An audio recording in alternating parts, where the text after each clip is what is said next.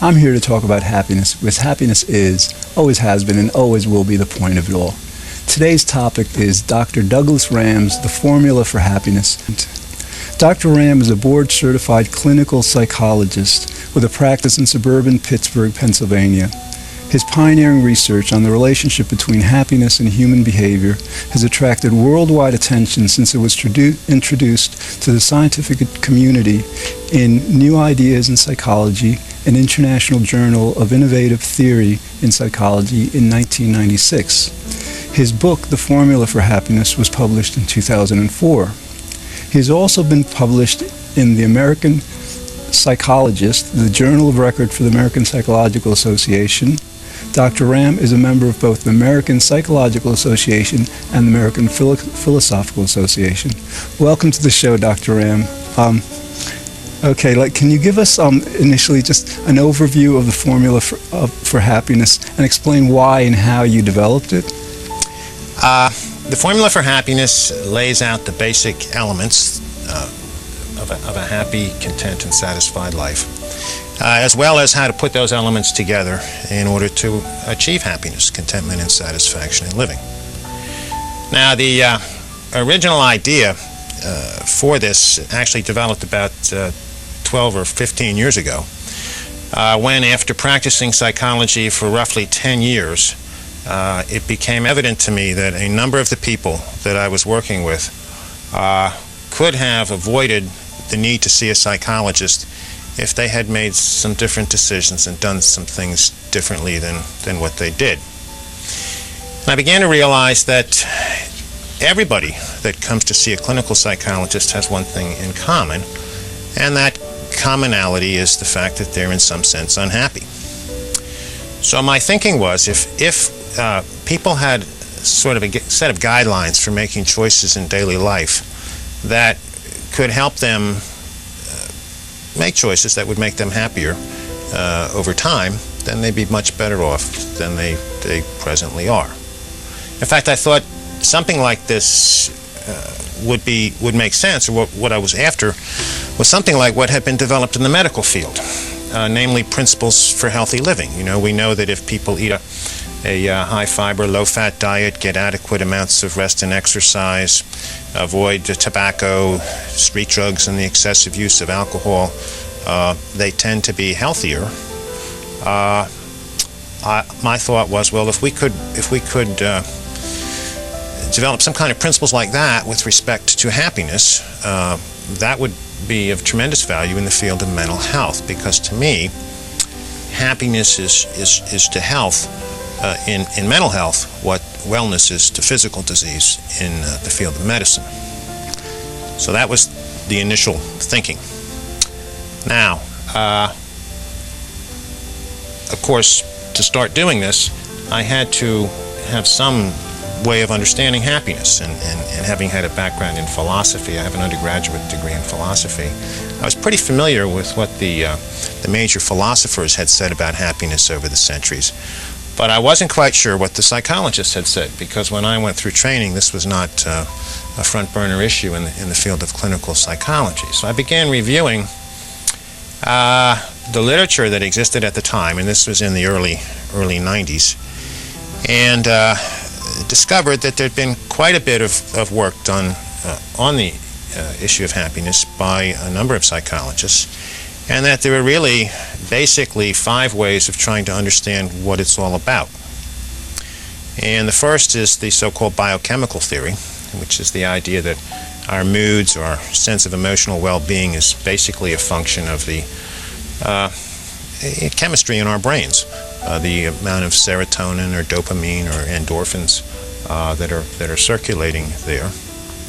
And the second major way of trying to understand happiness within the scientific community was the genetic approach, which was the idea that we somehow are pre-programmed, or our level of happiness is determined by the genetic makeup with which we're born. The third sort of school of thought was the behavioral field, which was able to identify certain patterns of behavior that tended to be associated with the sense of subjective well-being, contentment, and satisfaction in living. And the fourth was what we call the cognitive theory, cognitive approach, which is the idea that happiness is, in some sense, a function of how people think, thought processes, attitudes, those sorts of mental processes. And then the fifth was what I would call the circumstantial theory. And few psychologists actually held this notion, but social scientists from other disciplines tended to focus on this. Economic behavioral economists would talk about different circumstances that contribute to the happiness of people. And even within the psychological field, if I began to look at, well, how do we understand things like interpersonal relationships? Marriage, for example, has a correlation with happiness. Well, I would say that's more or less a circumstance. So I'm looking at these five sort of ways of trying to understand happiness and trying to figure out, well, how do you, if you want to get at the basic elements, which one of these do you start with? And I began looking at my clinical work. And people, again, who were coming in to see me, who were universally unhappy, and try to see how these things pan out in real life. And I guess one of the most dramatic examples is one that I mentioned in the book. A woman who came in who was an attorney, and she was happily married, had a couple of children, and had never had the need for any kind of psychiatric or psychological services. And then one day, while her husband's driving the kids to the Dairy Queen, they get hit by a drunk driver and they're killed. Well, the next day, this woman is profoundly unhappy, depressed, and I took this and said, well, okay, which of these factors you see is playing a part here? Well, is it biochemistry? Well, obviously there's some change in her brain chemistry as a result of this incident in her life, but that's the effect, not the cause of her unhappiness. Clearly this has nothing to do with genetics. Whatever thought processes she's had have served her well up to this point in time. And since she wasn't there, her behavior played no part in this. So what we're left with is the fact that her mood, her emotional well-being, was radically transformed by the change in circumstances which she experienced, and that the pre-existing circumstances somehow supported a sense of satisfaction and contentment in living.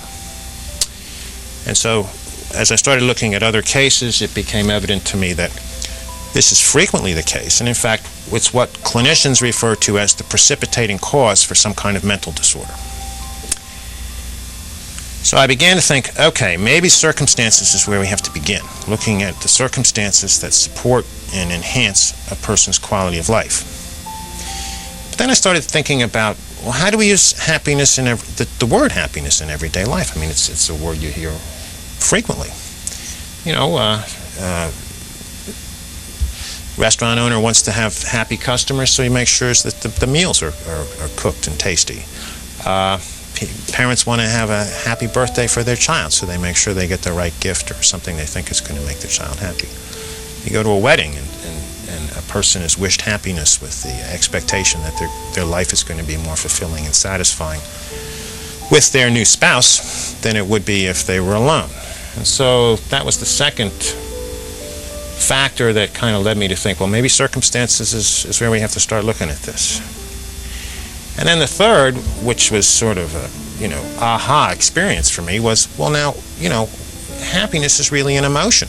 Okay, I mean, if you try to classify it somewhere, and what we know about emotions is that they are caused by, or the consequence of how we're affected by the things and the people and the events we encounter in daily life. And so even though most psychologists would disagree with the idea that circumstances are the foundation for happiness, I decided I think this is where the money's at. So I set about the process of trying to figure out which circumstances in one way or another enhance or enrich the quality of human life, with the belief that if I could identify what they were, then I'd have some framework within which to understand happiness. And so the next challenge was, well, what do you call these circumstances? and I came back to my philosophical roots, and the basic English definition for the word value, which is that which has natural, inherent, or intrinsic worth, and decided to call the circumstances that I was looking for values. Now, again, started going through the literature, pulling out, well, what are these circumstances that the different researchers have been able to identify to begin to formulate this. And I began to realize that there's dozens of them. And also began to realize that probably not all of them really make a difference.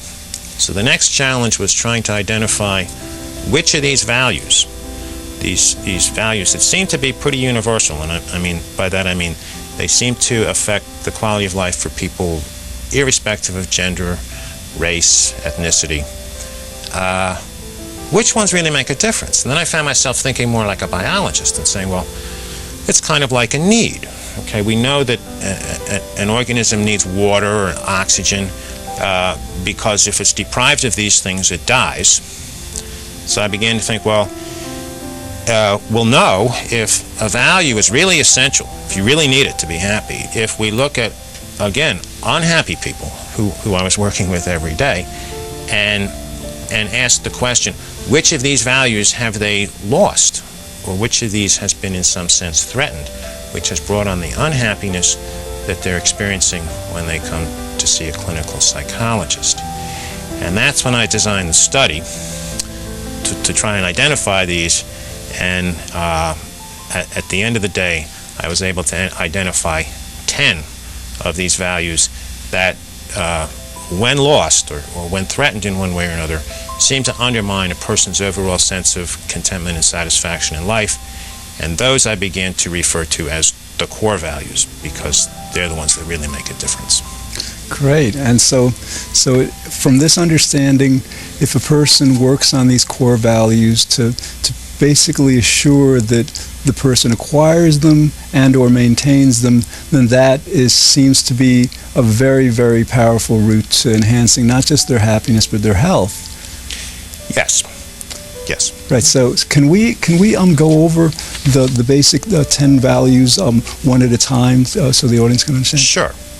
Let me mention too that before we do that, once I got them together, I began to want to refer to them as a group.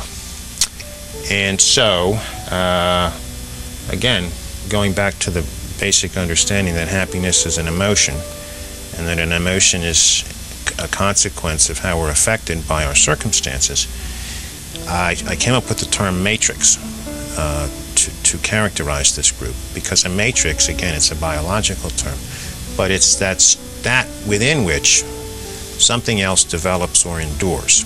So I began to refer to the 10 core values as the matrix of core values because they are the framework within which our quality of life is, for the most part, determined. Now, obviously, these other factors that I mentioned a little earlier, mental processes and attitudes and expectations, certainly they play some role in our happiness, as do genetics and biology. But these would be the key factors that the other things actually coalesce around in some sense. One interesting aside, I suppose, that obtaining these matrix of core values is very essential to one's happiness, and it seems that for some reason, for example, about 50 genetics can basically determine about 50% of a person's happiness. So that means that some of us are just basically endowed with the genes that enable us to perform the behaviors and to really conduct our lives in a way that actually enhances our ability to maintain and create these values. Yes, and I would say that the values are probably the missing link there. That people who are born with talents and abilities and intelligence and some of these other variables that determine human functioning and human existence have better or worse abilities to acquire and maintain the core values, and I think that's how the genetics fits into it. Yeah. Okay, so let's begin with the values. All right. Well, the values actually fell into 3 categories: things, interpersonal events or experiences, and then the catch-all term which I use is conditions. Okay, so we'll start with the two things, and that's meaningful material objects and money.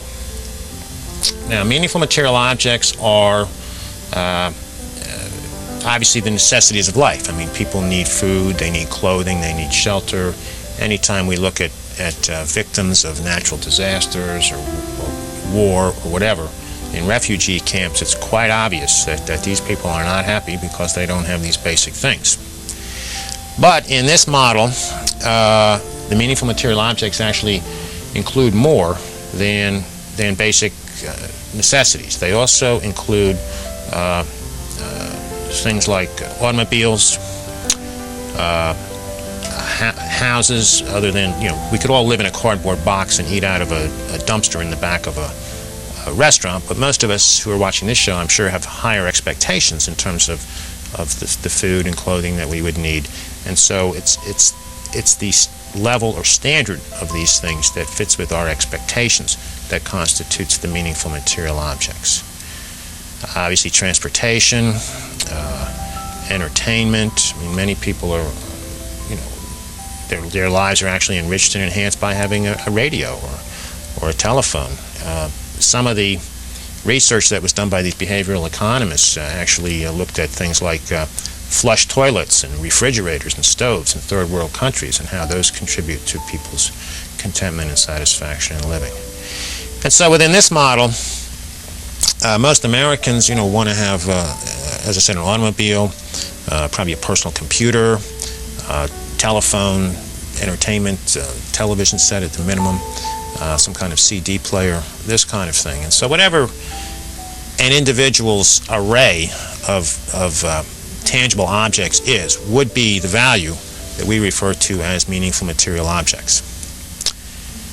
The next is money. What obviously makes that unique, it's still a thing, but it is the medium of exchange. And so it's what enables us to get and keep our meaningful material objects, but it also plays a part in our ability to get and keep the rest of these core values. So within this model, money is cash, credit, insurance benefits, vouchers, coupons, anything that you can use as a medium of exchange in order to get and keep the other core values. And the amount of money that you need in this model is enough to get and keep the other core values. Okay? Now, the next three core values are the interpersonal values: affirmation, companionship, and intimacy.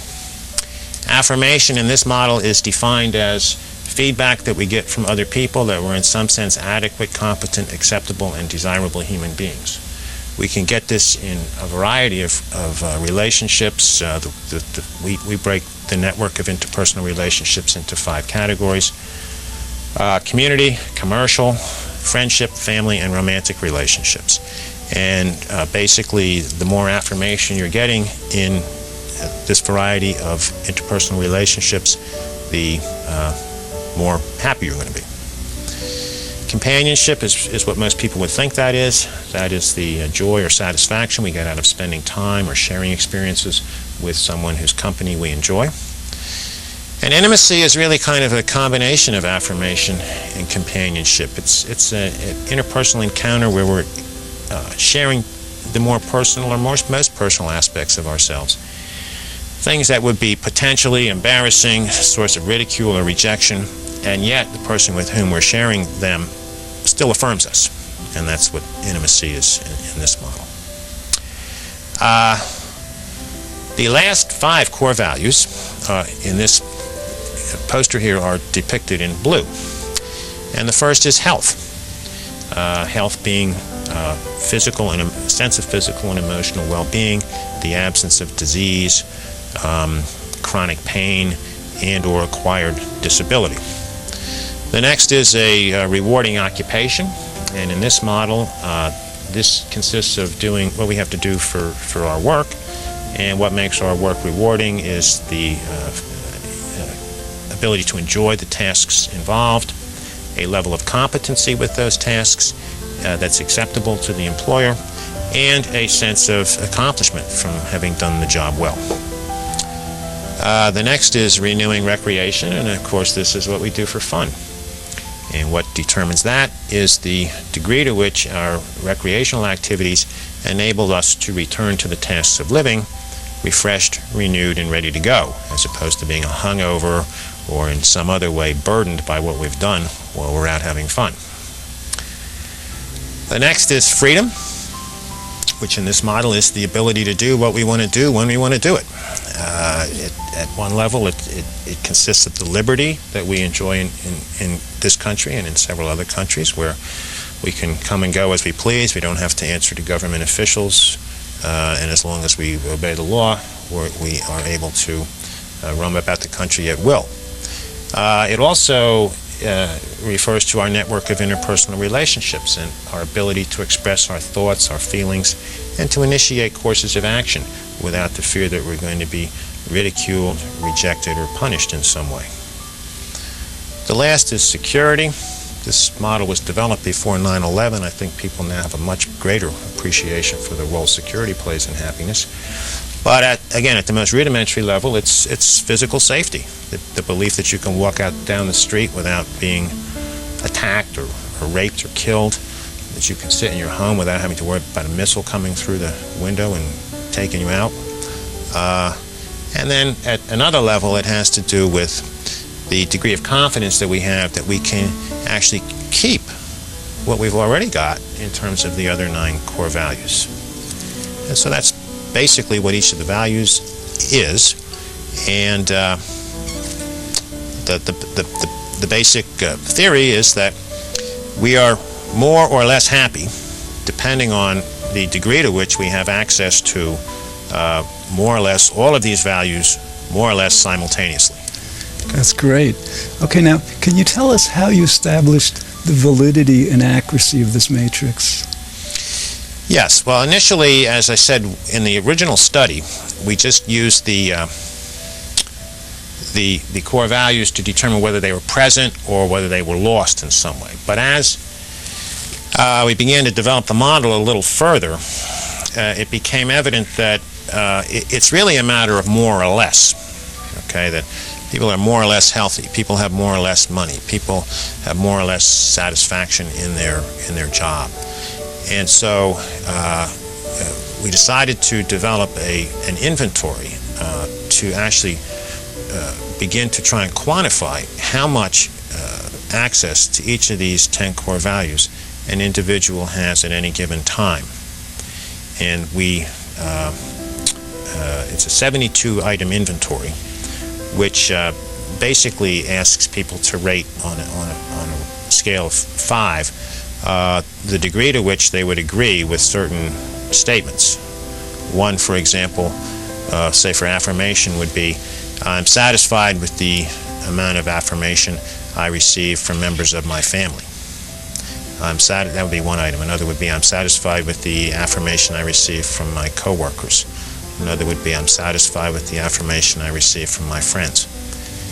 And then scoring this up, we were able to come up with a global score, which was scaled on a scale from 1 to 100.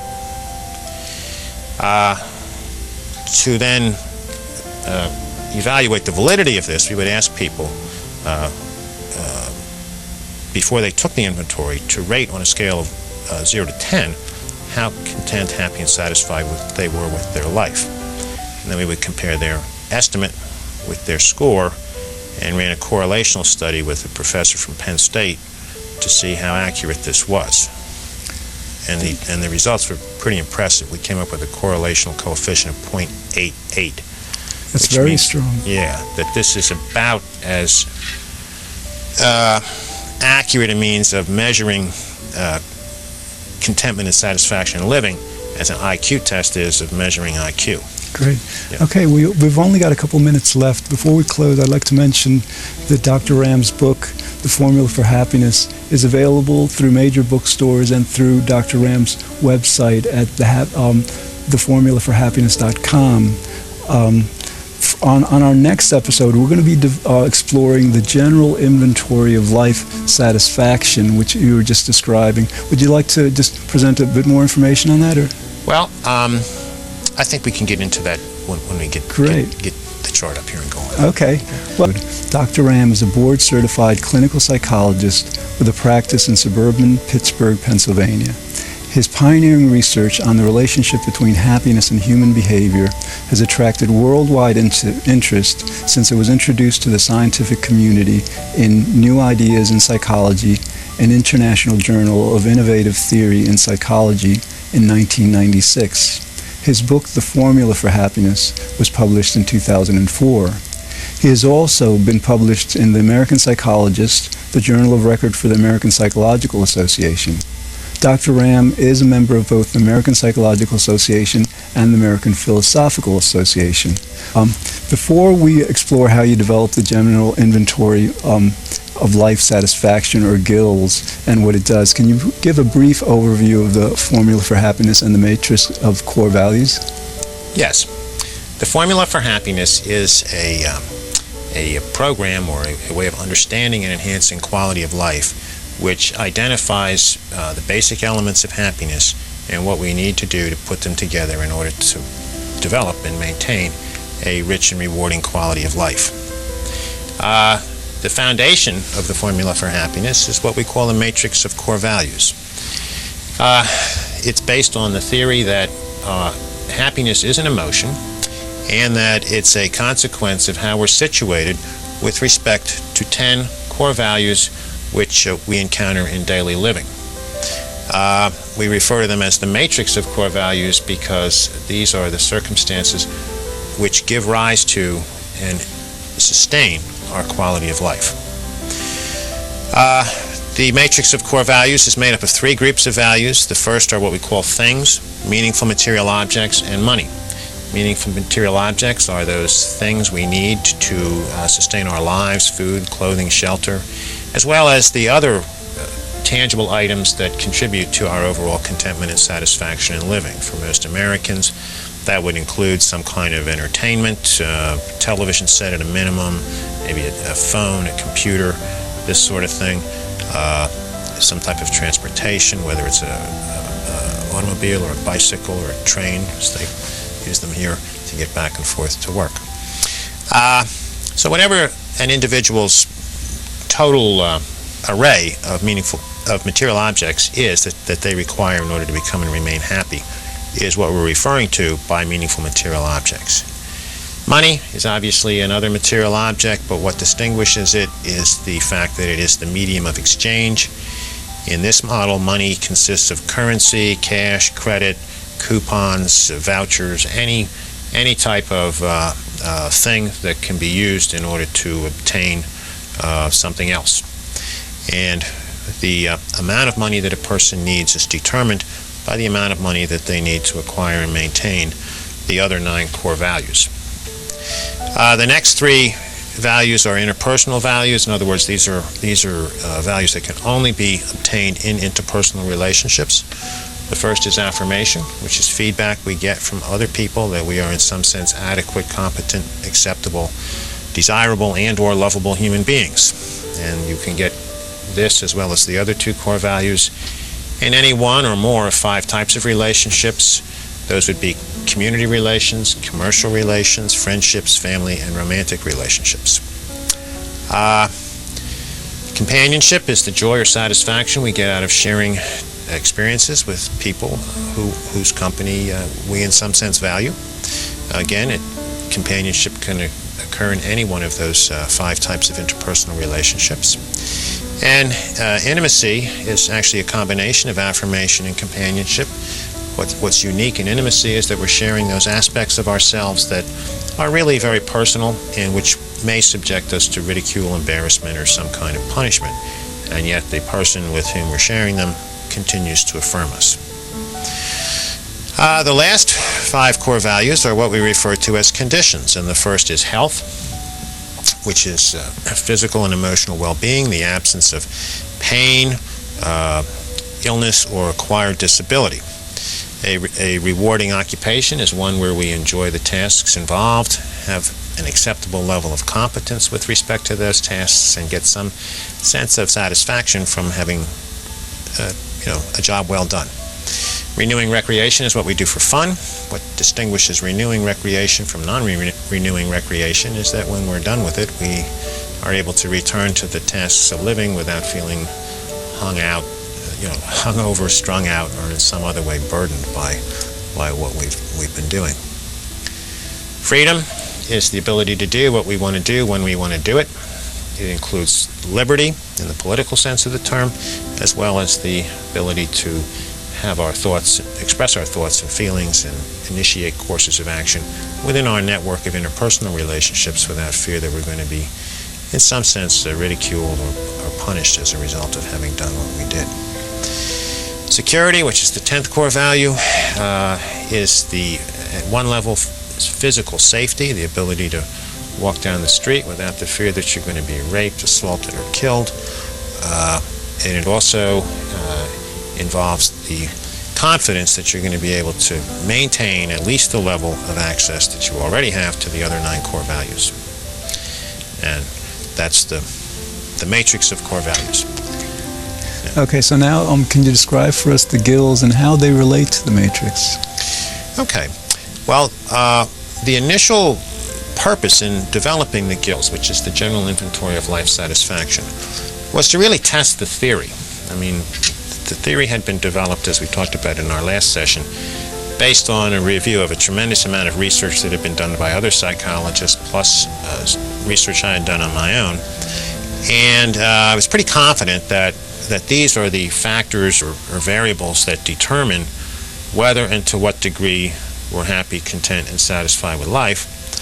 But, the scientist in me said, well, got to be a little more sure than that, so let's do a study. So the gills was developed to try and measure the degree to which people are accessing each of these 10 core values. And it's a 72-item inventory, which it's contained in the book. It's also on our website if you want to see it, which is www.theformulaforhappiness.com. And you can actually take it on there if you'd like, and it'll score it up for you, and you'll see how it works in terms of your own lives. But basically, we would question a person in terms of how much they are satisfied with respect to each of the 10 core values. So, for example, with respect to companionship, items on the gills would be, I'm satisfied with the level of companionship I receive from people in my community. And then the respondent would agree, somewhat disagree, or disagree with that. The 5th option is it's not applicable. For example, some of these questions or inventory items pertain to how a person, how much affirmation or companionship or intimacy they experience in relationship with a child. But if the person's childless, that obviously is irrelevant, so that would drop out in the inventory. At any rate, the initial purpose of the gills was to see how accurate this is, and the initial study involved 50 subjects, 40 of whom were Americans and 10 of whom were non-American. 5 of the 40 Americans were African Americans. And the basic methodology was to question the person before they took the gills as to how they would estimate their overall level of happiness, contentment, and satisfaction in living at that point in their lives on a scale of 0 to 10. And then we would take their response and compare it to the score on the gills, which we call the global estimate of life satisfaction, and that ranges from 0 to 100. And we did a correlational study to see what the results would be, and the overall correlation was 0.88, which is, as I was saying last time, about as accurate as an IQ test is in measuring intelligence. Now we did break it down into the 3 types. Actually broke it down into 4 because we had an equal number of men and women. So we we broke it down in terms of gender differences, racial differences, and nationality differences to see how this measured up for men, for women, for white Americans, for African Americans, and then for non-Americans. I guess we have 5 groups in there. And for the most part, the correlational coefficient hung in there at around somewhere between 0.88 and 0.8. Given what we call the power of these correlations, this is a statistical concept, the power was sufficient to conclude that the sample we used was large enough to conclude that these results are accurate. And so since then we've been pretty confident that this is a very realistic way of understanding the variables that go into determining our quality of life. One interesting thing that came out of the validity study was the realization that what we are actually measuring here is quality of life. Initially, the initial goal was to identify the elements that make up happiness. But as we began to recognize that these are variables that have on one extreme happiness, contentment, and satisfaction in living, and the other unhappiness, discontent, and dissatisfaction with living, we began to see that what we're really tapping into here is this variable we call quality of life, and that the GILS enables us to assess where a person stands with respect to that continuum of quality of life. Right, and how did you exactly come up with the items, with the specific items you use for the GILS and then the scoring system? Well, we came up with the items based on the theory. For example, with the interpersonal values, we wanted to look at where a person stands with respect to each of the 5 types of relationships that I identified a little earlier. We threw in a couple more, too, that are non-human, recognizing that some people get a lot of their interpersonal values met through relationships with animals. So one of the items actually deals with how satisfied a person is with the affirmation they get from a pet, a dog or a cat, which can be very affirming. Studies have shown that people, for example, who live in prisons and nursing homes experience a significant improvement in their subjective well-being when they're given an opportunity to care for a pet. So we use that as one of the items, and another was a person's spirituality. So if a person believes in a higher power, God, to what degree do they experience that as an affirming relationship? Because as we know, some people who are religious, find that their religion is a tremendous source of fulfillment and satisfaction, and others find it's a source of anxiety and dread. And the key ingredient there seems to be the nature of that relationship. So for the interpersonal values, we would use each of those concepts that went into the formulation of the value as a variable on that scale. And the same is true with each of the others. So, for example, rewarding occupation, we figure that consists of 3 components. Does the person enjoy the tasks of their job? So that would be one question. Are they reasonably competent at it, or acceptably competent at it to keep their job? So that would be the second item. And then the third is, do they get some sense of satisfaction from it? So we use those 3 items to measure the degree to which a person's occupation is rewarding.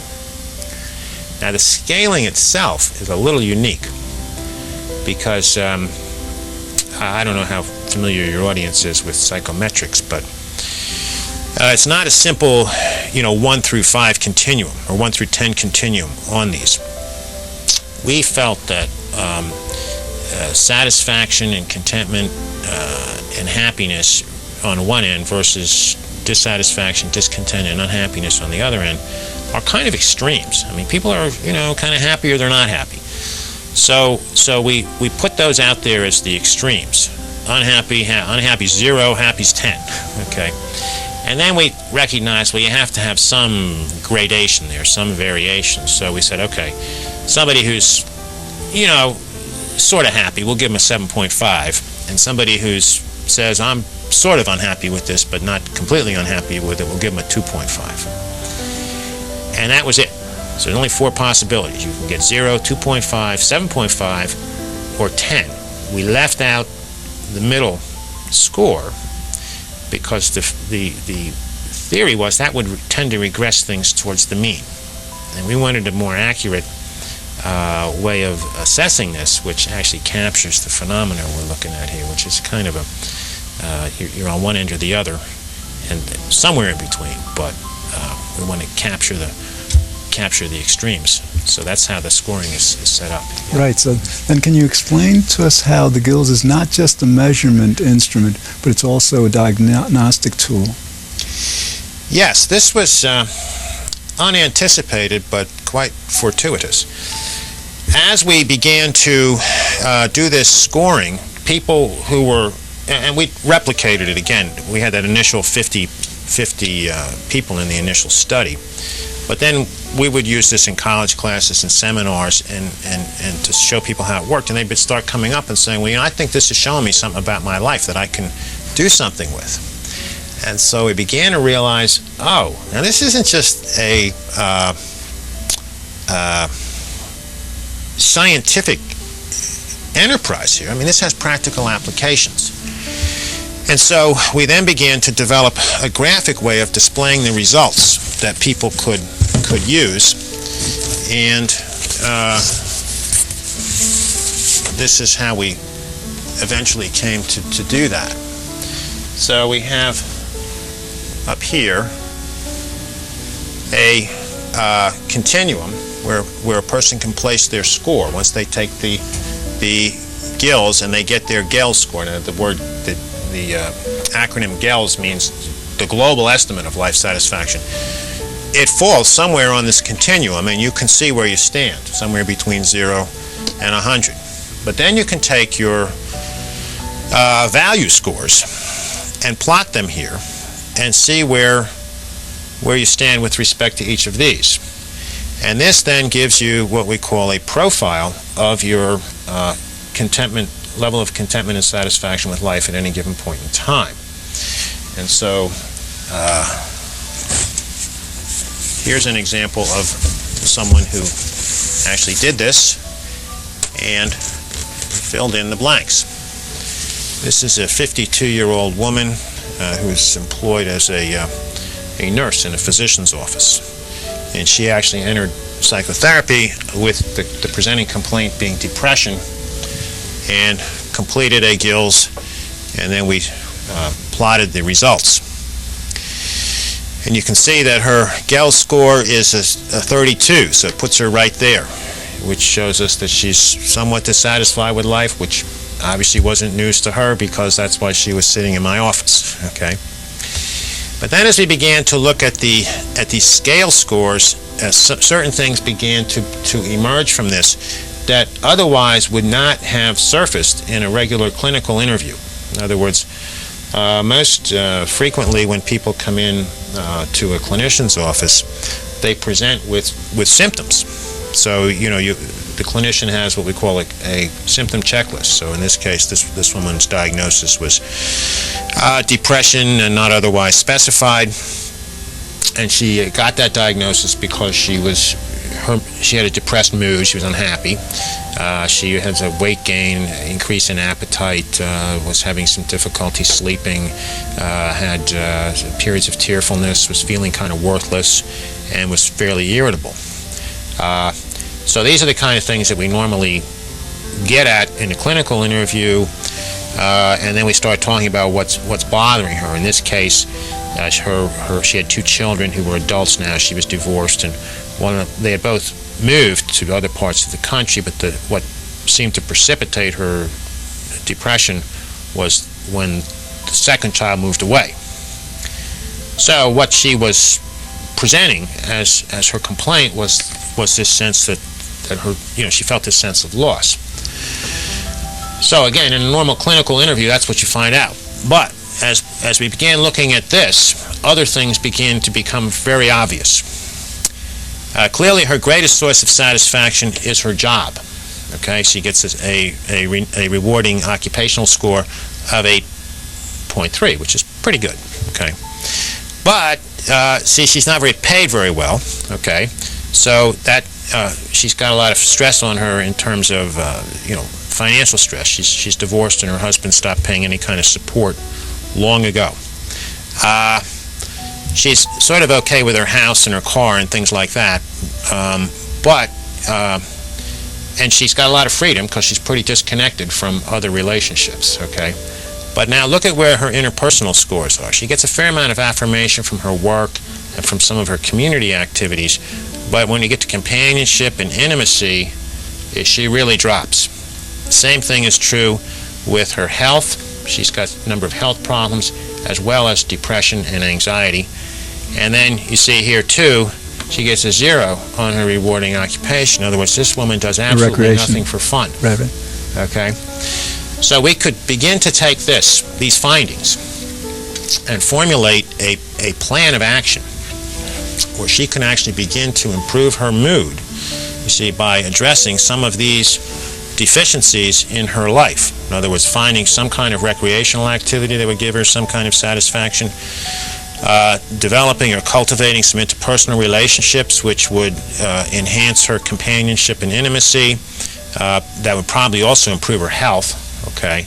And then, well, in this case, she actually started doing some insurance evaluations for a life insurance company on Saturdays, which brought her money up to where she was feeling a little bit better about her financial situation. So we could begin to use this, you see, as a diagnostic tool, not in the sense that we're diagnosing psychopathology, but that we're diagnosing where the sources of discontent and dissatisfaction are in a person's life, using that then as a springboard for some kind of personal strategic planning, which we think has a reasonable degree of payoff. Right, and I suppose that has to do with then having the person create a forecasted inventory of life satisfaction, right, and then the forecasted estimation of it. Right. As we began working with this model, we began to realize that just because something looks like it might help, it may not. Okay, so for example, if she's going to take this job on Saturdays doing insurance evaluations, that's going to take time and energy, which will be diverted from other things. So how is that going to affect her other core values becomes the question. And the answer to that was we developed another inventory and another scaling procedure, which we call the forecasted inventory of life satisfaction, and the global score on that is the forecasted estimate of life satisfaction. And essentially it is the same set of items as the general inventory of life satisfaction. However, everything is phrased in the future tense.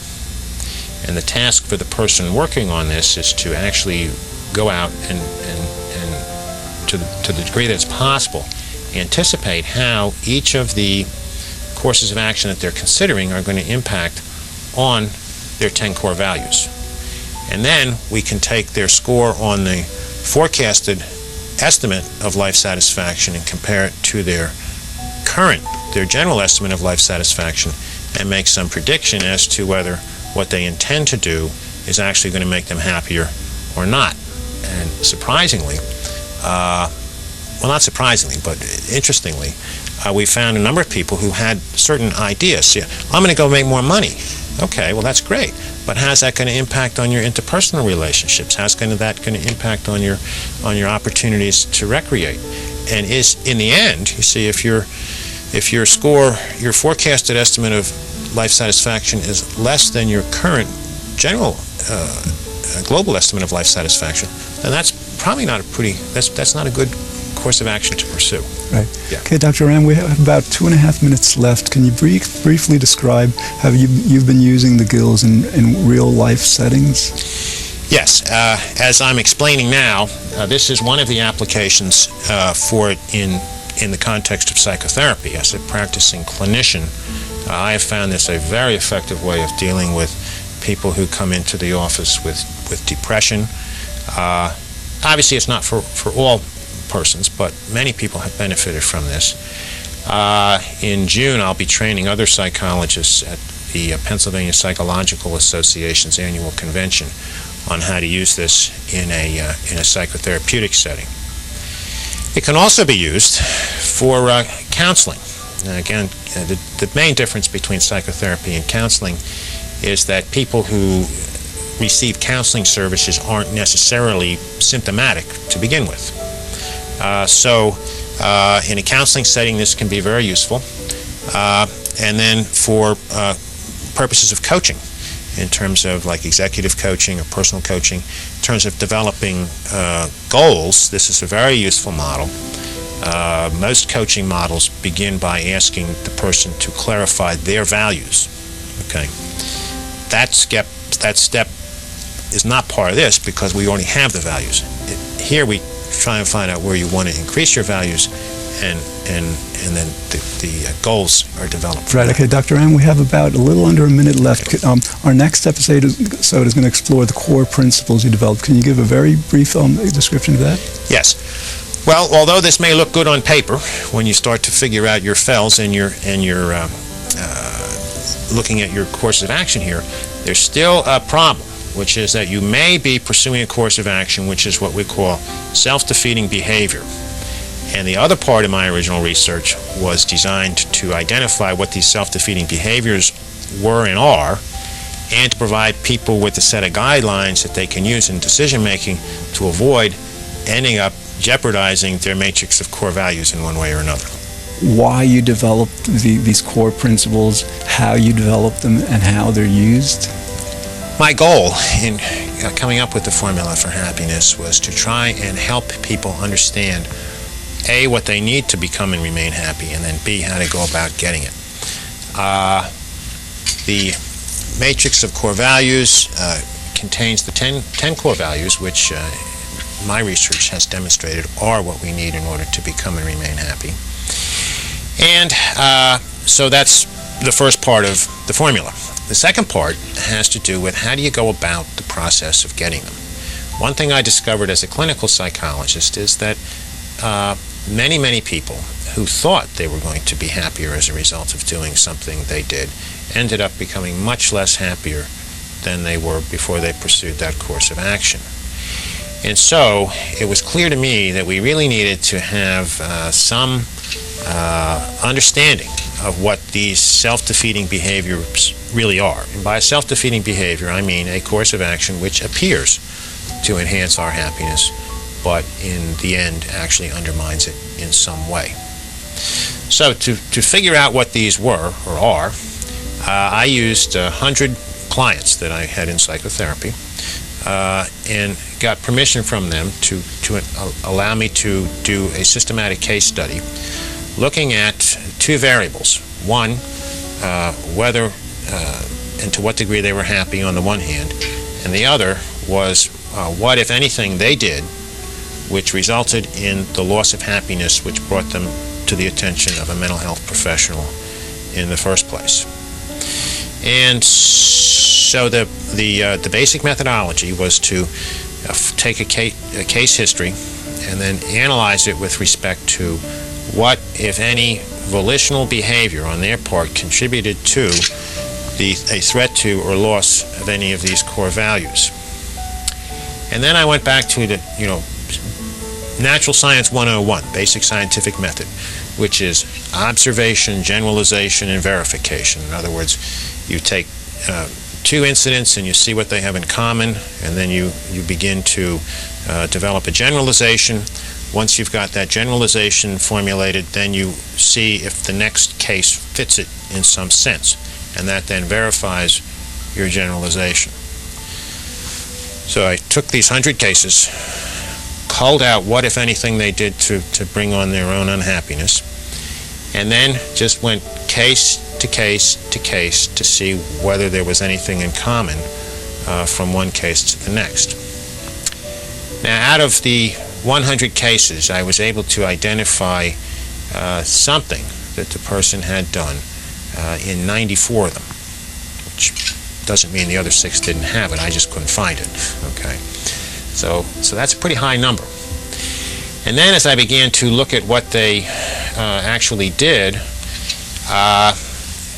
the these patterns began to emerge quite early on, and by the time I got to the 37th case, every subsequent case could be categorized in terms of what I had discovered in the first 37, okay, which gave me confidence that the patterns of behavior which I had identified by the 37th case were, in fact, the patterns of behavior that tend to result in a threat to or loss of our happiness.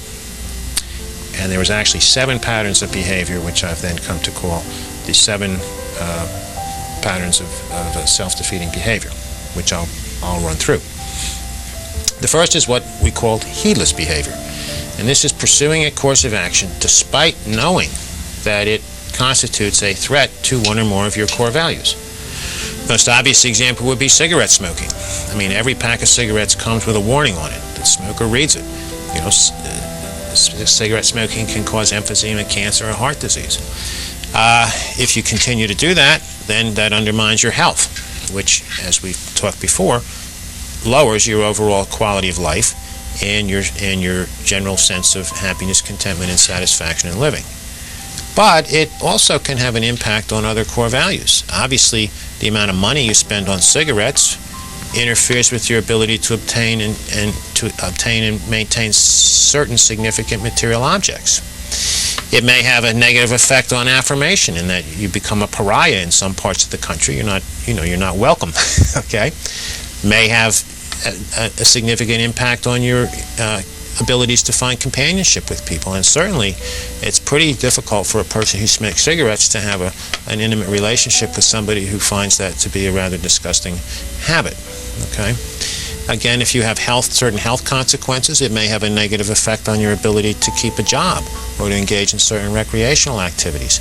And the whole time you're smoking, there's some sense of anxiety over what am I doing to myself. So it actually interferes with your security in some way. So that'd be an example of a heedless behavior which people engage in, and nonetheless, or as a result, they think smoking is going to make them feel better, but in the end, it has a negative effect on their emotional well-being. And other examples would obviously be the abuse of alcohol, the use of street drugs, driving a car without wearing a seatbelt, speeding, on and on and on. And the book contains numerous examples of heedless behavior. What was fascinating about the research was that we controlled 3 variables. One was intelligence, another was education, and a third was socioeconomic status. Because typically when people get in trouble as a result of heedless behavior, they refer to themselves as stupid. Okay, it's a stupid thing to do. But there's absolutely no correlation with intelligence. Okay, meaning that it doesn't matter how smart you are, you may engage in some kind of heedless behavior. No correlation with education either. Okay, so it's not a matter of whether you're intelligent or whether you're educated. It's a matter of whether you're using your brains and using what you know. And there was also no correlation with socioeconomic status. I mean, some of these people who got themselves into a jam this way were making well over $100,000 a year. So anyway, that's the first self-defeating pattern of behavior. The second is what we call non-productive behavior, and this is failing to invest the amount of time and energy one needs to invest in order to obtain and maintain our core values.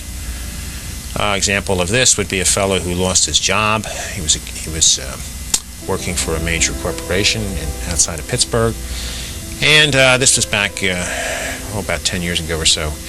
He had discovered the internet and was spending a tremendous amount of time on the clock on the internet.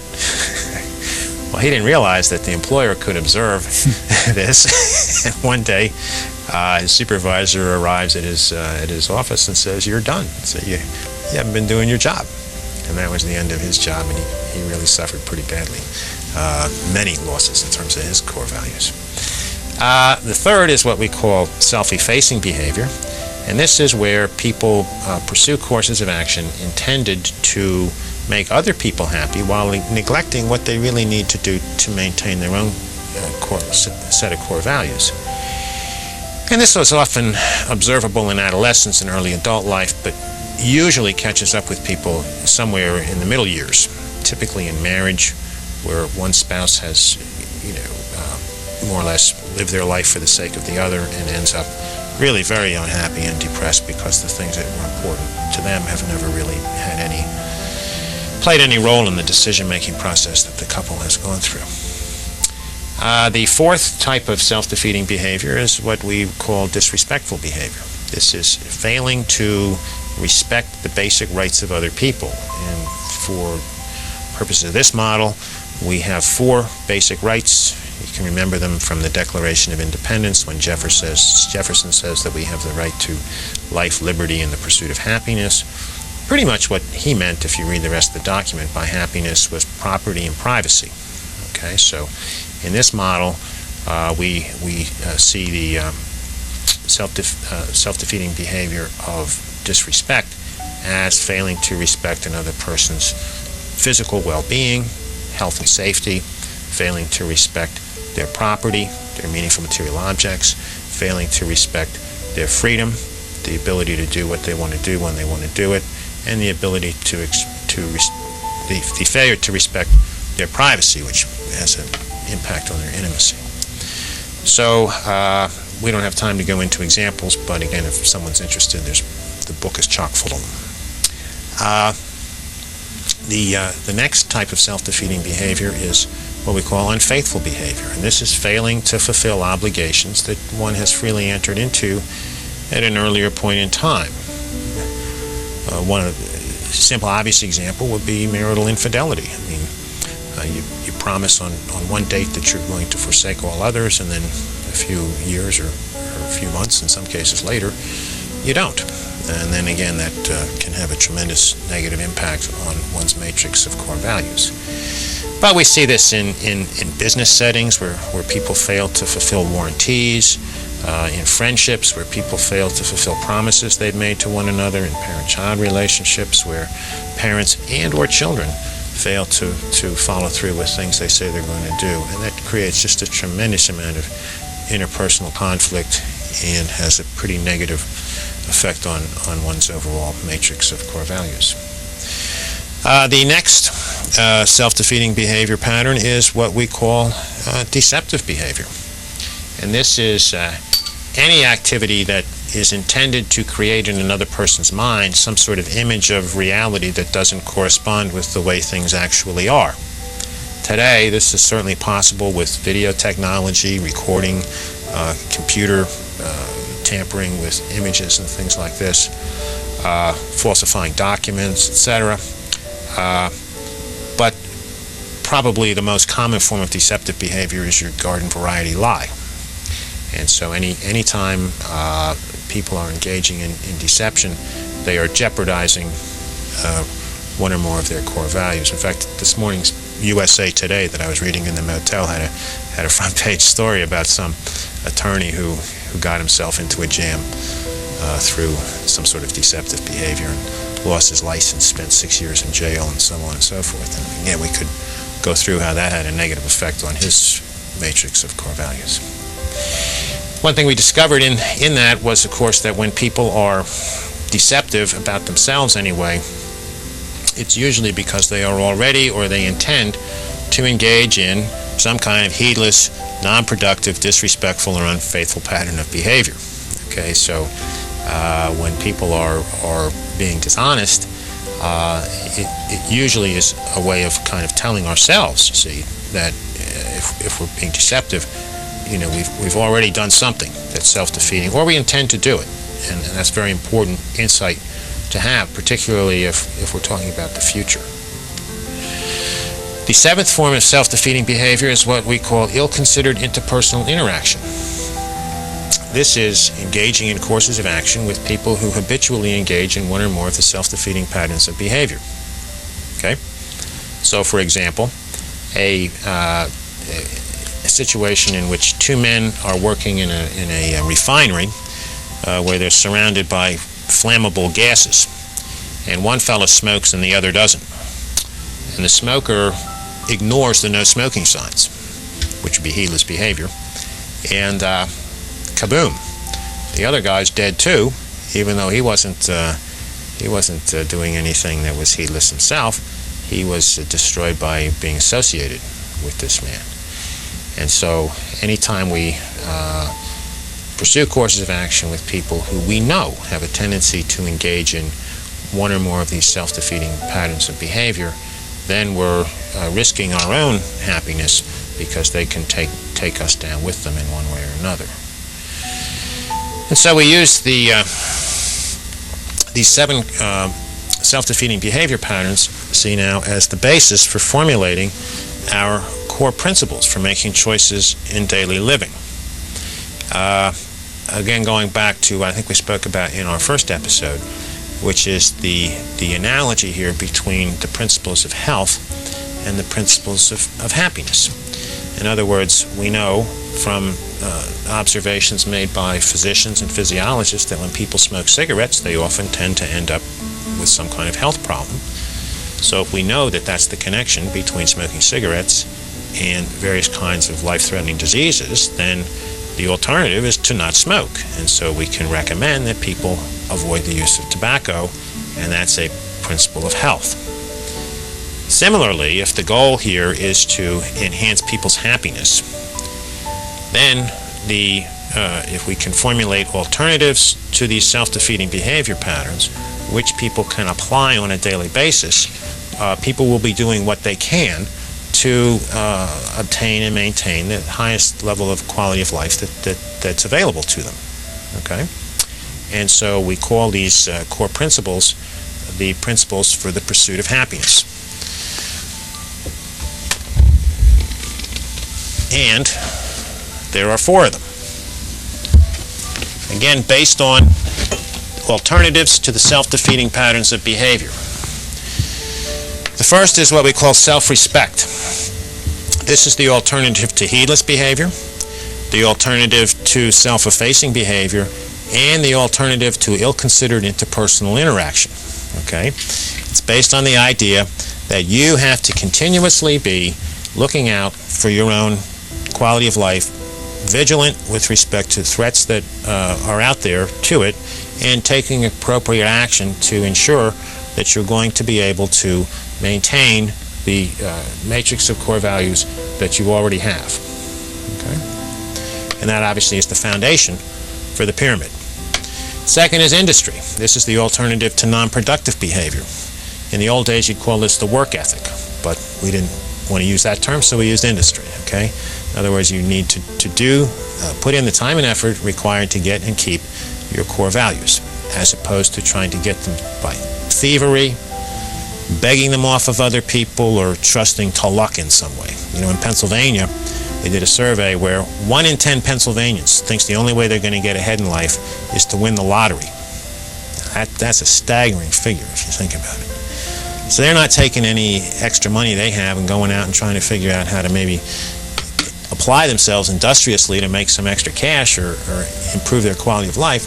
They're taking it down to the convenience store and buying lottery tickets. So we know, again, that if you actually do something productive, then you have a much better chance of obtaining and maintaining happiness than you do if you use some other means of trying to get there. The third principle is equity, and this is the alternative to disrespectful and unfaithful behavior. It consists of keeping your promises and respecting other people's basic rights. Again, you can be self-respecting, you can be hardworking, but if you don't treat other people fairly, as this attorney that I was referring to earlier, you're not going to be able to maintain and retain happiness. The pinnacle of the pyramid is honesty, which is rendering an accurate description of reality. It's the alternative to deceptive behavior. We put that at the top because that's what really keeps us straight with ourselves, okay? And it clearly has positive effects for other people. Now, we refer to this as the pyramid of principles, or I do anyway, because I want to use the analogy of the food pyramid. In other words, if you want to become and remain happy, you have to apply these 4 principles every day and in combination. Okay? You can't just be industrious and not be equitable. You can't be self-respecting and not be honest, or you're going to undermine your happiness. So the whole thing fits together as the 4 basic principles to apply in day-to-day living, as we confront alternatives, as we go through that day. Okay. The other way to refer to this is as the formula for happiness, in the sense that these are the 4 guidelines that are likely to enhance and enrich your quality of life. Now, there's no guarantee. Just like if you follow the principles of health, there's no guarantee you're not going to get hit by a bus and be killed or maimed. But if you follow these principles, you're doing the best you can to maximize your potential for becoming and remaining happy, at least what's within your own control. Great. Okay, so now we have a pretty comprehensive understanding of the major components of your formula for happiness. Now, can you describe how you're disseminating this formula through various sectors of society? Well, I think I mentioned last time that we're using it in the mental health field as a foundation for clinical intervention with a number of people who are suffering from depression. It can also be used in counseling settings for people who are looking for, answers to certain questions in living and trying to make decisions in terms of which courses of action to pursue. It can be used in coaching settings, again, where people are looking at trying to enhance not only their quality of life, but their skill sets and those kinds of things. So all of those are really with adults. Obviously, the self-help book, The Formula for Happiness, is intended to communicate this way of thinking and this way of understanding life to purchasers of that kind of literature. And then we have a few other things that are pretty promising now too.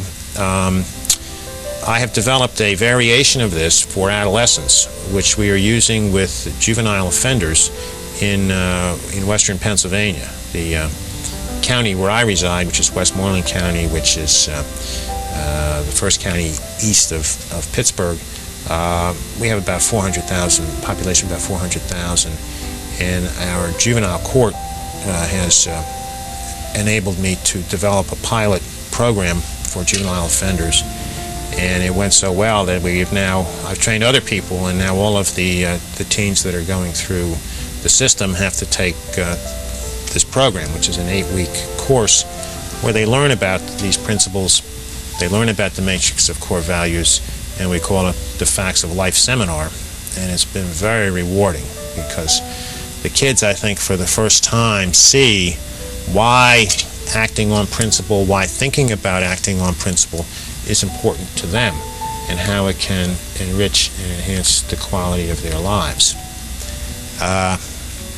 That's been so successful that I've actually presented it to the state, Pennsylvania State Juvenile Judges Conference back in November. And there's some discussion now about instituting it in some other counties and maybe even at the state level. So that's been very rewarding, and we've got statistics indicating that it really does have an impact on the kids. I've always thought that this really belongs in the schools, and if we could train kids to think in terms of this before they get into trouble with the law, that's even better. In fact, in 2 of the Facts of Life seminars that I did with adolescents, one kid in each of the programs came up to me after classes, "Why didn't I learn this in school? If I learned this in school, I wouldn't be here right now." And I said, "Well, precisely, that's probably where it belongs." So I have been presenting it to some school districts, and right now plans are in the works for Hempfield Area School District, which is the 7th largest school district in the Commonwealth of Pennsylvania, to institute this in their middle school in this coming fall. And hopefully we'll be able to get some statistics out of that, which will then enable us to replicate this in some other venues. That's wonderful. We have about 2.5 minutes left. Would you like to go over some of the actual results you've gotten from the juvenile offender? Because I'm aware of them. They're extremely impressive. Yes, what we were looking at, what we were trying to do is obviously motivate these kids to think and act on principle. And the goal, for the court anyway, is to reduce certain types of antisocial behavior. So we looked at 4 types of behavior that the court was interested in reducing, and then using pre and post tests we're able to assess the likelihood that the kids are going to actually behave the way we want them to. And the statistics are as follows. Based on the pretest for the likelihood that they're going to refrain from violence, 41% of them indicated that that was probably true.